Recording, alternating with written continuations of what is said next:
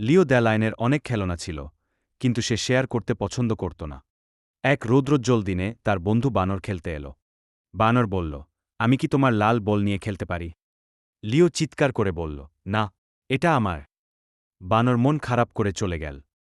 পরে লিও একা খেলার চেষ্টা করল, কিন্তু এভাবে খেলতে মজা হচ্ছিল না। তাই লিও ভাবল, হয়তো ভাগ করে নিয়ে খেলতে আরও বেশি মজা ও ভালো লাগে। তাই সে বানরের কাছে ছুটে গিয়ে বলল, চল একসাথে খেলি।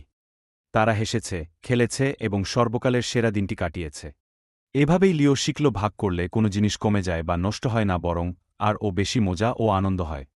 তুমিও যদি লিও এর মতো সুন্দর কিউট ছেলে অথবা মেয়ে হয়ে থাকো এবং সবার সাথে খেলনা শেয়ার করে থাকো, তাহলে চ্যানেলটি সাবস্ক্রাইব করে দিয়ে দেখিয়ে দিয়ে যাও, ভালো বাচ্চারাই শুধু চ্যানেল সাবস্ক্রাইব করবে।